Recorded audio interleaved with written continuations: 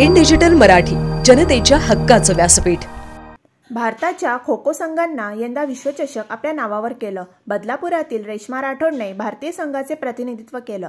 आज विश्वचषक जिंकल्यानंतर पहिल्यांदाच रेश्मा बदलापूर शहरात आली। त्यावेळी ती ज्या शिवभक्त विद्यामंदिर शाळेत शिकली त्या शाळेने रेश्माची जंगी मिरवणूक काढली। ढोल ताशांच्या गजरात विद्यार्थ्यांनी नाचत रेश्माचे स्वागत केलं। भटक्या विमुक्त समाजातून आलेल्या रेश्माची आई आणि वडील आजही नाका कामगार म्हणून काम करतात। तिच्या आईने पारंपरिक वेशभूषेत आपल्या मुलीच्या या विजयी मिरवणुकीत सहभागी होत आपल्या लेकीला आशीर्वाद दिले।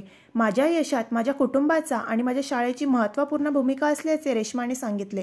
तर आम्ही नाका कामगार आहोत, आर्थिक परिस्थिती बेताची आहे, तरी देखील मुलीने आमचं नाव देशात गाजवलं, अशी प्रतिक्रिया रेश्माच्या आईने दिली। तर रेश्मा ज्या शाळेत शिकत होती त्या शिवभक्त विद्यामंदिरचे त्यावेळेचे मुख्याध्यापक आणि आताचे कोकण शिक्षक मतदारसंघाचे आमदार ज्ञानेश्वर म्हात्रे हे देखील तिच्या विजय मिरवणुकीत सहभागी झाले होते। त्यांनी रेश्माचा अभिमान वाटत असल्याची प्रतिक्रिया दिली।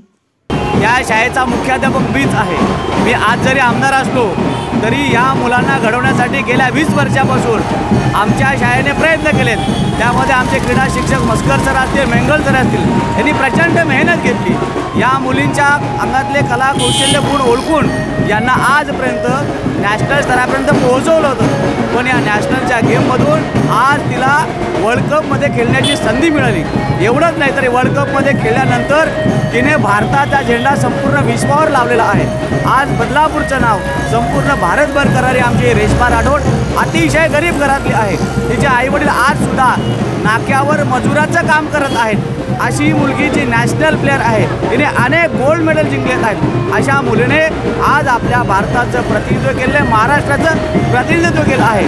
आमदार म्हणून आणि शाळेचा मुख्याध्यापक म्हणून मला खूप खूप आनंद या ठिकाणी वाटतोय। मला खूप आनंद होतोय आणि ज्यांनी माझ्यावर एवढी मेहनत घेतली त्याचं आज ध्येय म्हणजे उंचवलं आहे मी।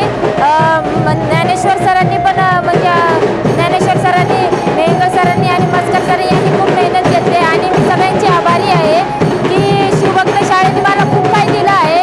त्यांच्यामुळे मी आज इथपर्यंत पोहोचली आहे।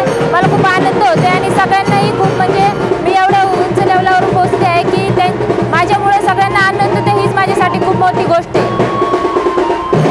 बदलापूर शहरात राहता तुम्ही, बदलापुरातून भारतीय संघाचं प्रतिनिधित्व केलं, आज बदलापूरला प्रतिसाद मिळतोय, त्याबद्दल काय सांगाल? सगळ्यांचे खूप आभारी आहे, सगळ्यांचा आशीर्वाद आहे माझ्या पाठीमागं, म्हणून आज मी इथपर्यंत पोहोचले। वामन दादाचं खूप आभारी आहे कारण की त्यांच्यामुळेच आज मी इथपर्यंत पोहोचले।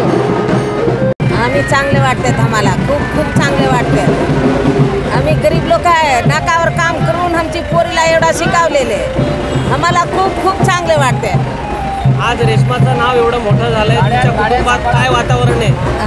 चांगले झाले, आमची मुलगी म्हणून आम्हाला पण खूप खूप खूप चांगले वाटतात। आम्हाला नातेवाईकांनी वगैरे फोन केले का? सगळ्या नातेवाईकांनी सगळेच केले, सगळेला केले, आले नाही अजून। कशा प्रकारे वाढवलं तुम्ही रेश्माला?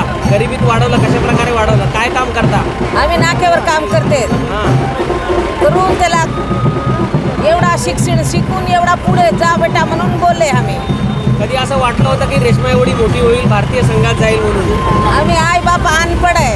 अच्छा, आम्ही कोई शाळा नाही शिकले, काय नाही, आम्ही अनपढ आहे। आई बापा आमची पोरीला चांगले शिक्षण दिले आम्ही। एवढ्या गरीब घरातून रेश्मा एवढी मोठी होईल असं आई म्हणून कधी वाटलं होतं का तुम्हाला?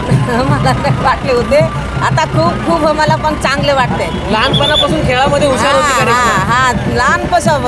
अच्छा, 3 वर्षाची होती ते मुलगी तेव्हा आम्ही शाळेला टाकलेले ते। तेव्हापासून त्या सराला, मस्कर सराला, मेंगल सराला ते लोकांनी आम्ही पैदा केले, ते लोकांच्या हातात दिलेले माझ्या मुलगीला, त्यांनी घडवलं। हा